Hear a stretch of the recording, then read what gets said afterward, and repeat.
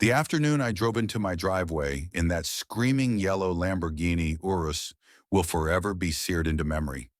It wasn't merely a flashy ride, it was the reward. 7 years of midnight coding in my mom's basement had built a cybersecurity company spanning 3 continents. My name is Marcus Hayes, raised on the south side of Atlanta, where dreams came with disclaimers and ceilings. The Lambo wasn't about horsepower, it was about proof. I built it. Clean. Loud? Yeah. I only ever felt bad when my grandma eyeballed me going into church like I'd ridden the chariot of Satan. But the rest of the time, I wore that car like a badge. My Oak Ridge Estates home wasn't some oligarch compound, just a nice-looking craftsman with a 3-car garage, climate-controlled and as secure as Fort Knox. That garage, where the Lamborghini lived, a daily driver Tesla Model S, and a '69 Camaro I was slowly restoring with my Uncle Jamal. Oak Ridge had its charm, peaceful, tidy, and friendly enough. The Kapoors beside me prepared fire curry once a month. The Garcias across the road, epic Labor Day BBQs. And sweet little Miss Wheeler still fawned over me since I rewired her smart lights. Then, there was Patricia Newell. You know the type. Cul-de-sac Karen through and through. Her son Tyler, too. Just older, louder, and dumber. Patricia was after me from the get-go. Complained about my moving truck being an eyesore, obstructing her view of concrete. Then complained about noise when my housewarming party concluded at 9 p.m. sharp. HOA President Mr. Lynn ceased responding to her emails after 6 months of craziness.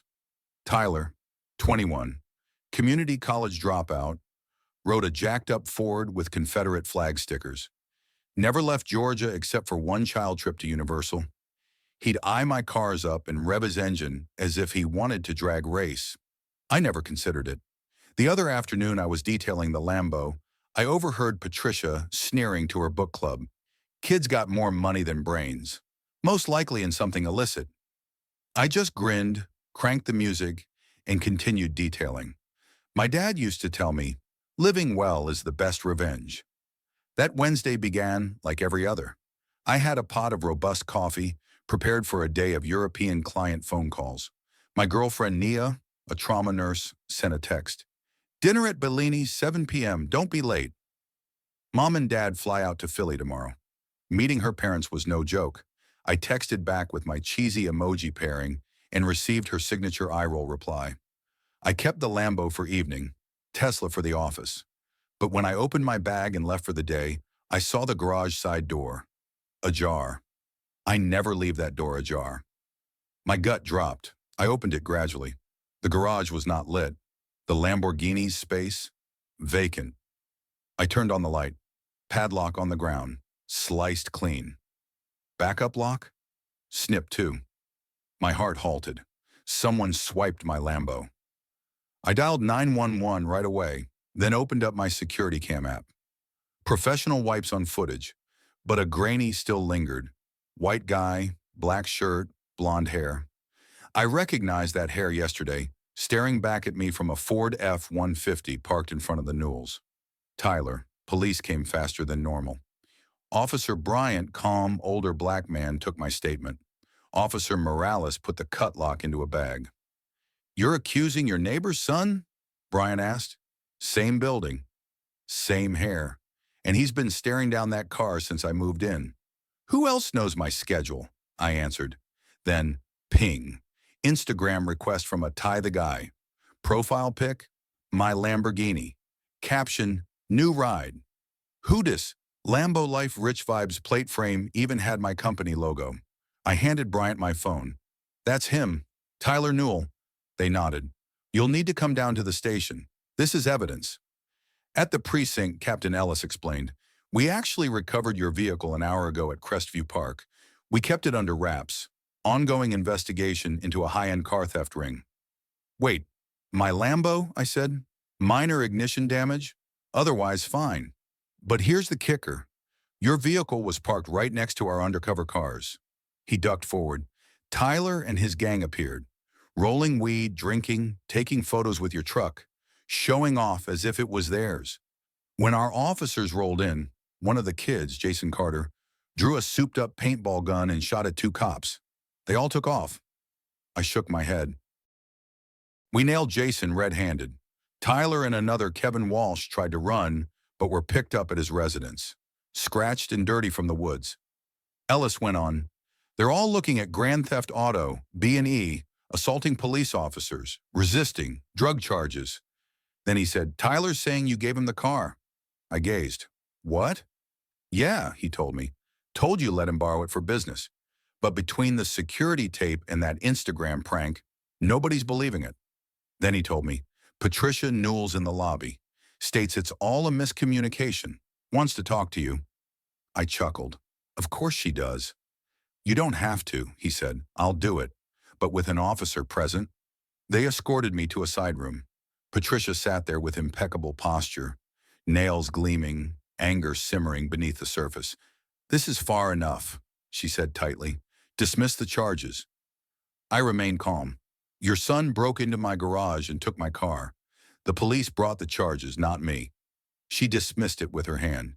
"He thought you gave it to him. You're nice." "Only spoken to him once. He guns his truck at me and glares. That's all."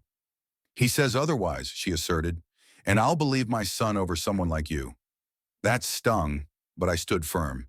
"He's caught on tape cutting my lock at 5:42 a.m., posted my Lambo like a trophy. That's proof." She waved it off. "Kids are prone to exaggerate. Perhaps he panicked. Perhaps he had a key. He disabled the alarm, came prepared. That's premeditated." Then she blew up. "You come in here with your noisy cars and flashy lifestyle. Nobody knows where your money comes from." "I do," I said. "Sentinel security. I do cybersecurity for hospitals." She sniffed. "You've targeted us since day one. Complained about Tyler's truck. Never filed a single complaint. You're destroying his life over a car. 2 officers were shot," Officer Bryant said. "It's a felony, ma'am." She turned on him. "This is racial profiling." Bryant spoke calmly.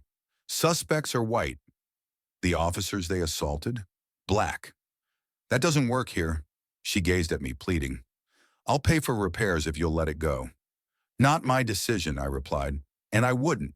This isn't about money. It's about right and wrong."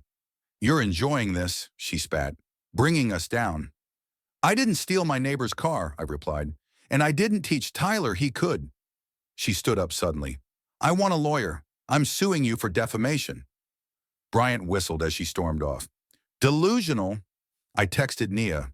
News was already circulating. She picked me up and seethed all the way to her house. I complained about missing dinner at her parents'. "Canceled," she said. "Dad's impressed your car was worth stealing." I laughed. "Tell him it still is." Next day, my cousin Trey ramped up my garage security. I reclaimed the Lambo, hardly a scratch. The headlines shouted, "Tech CEO's Lamborghini stolen, paintball shootout ensues." Friday, just getting settled, a well-dressed black man knocked on my door. "Marcus Hayes? I'm Daniel Freeman, Fulton County DA." Over coffee, he dropped the bomb. "Tyler, Jason, and Kevin are linked to 3 other luxury car thefts. Your case broke the ring. Texts indicate they targeted you." He revealed the screenshots. "Tyler, that guy next door got himself a Lamborghini now. Most likely dirty money." "Jason, we taking it." "Tyler, leaves at 7, runs the Tesla. Lambo's a breeze." "Kevin, cops?" "Tyler, won't care. My dad's buddies are cops." Another one. "Tyler, got dad's bolt cutters. Time to give this clown a lesson." "Lesson learned, Tyler. There are consequences to actions."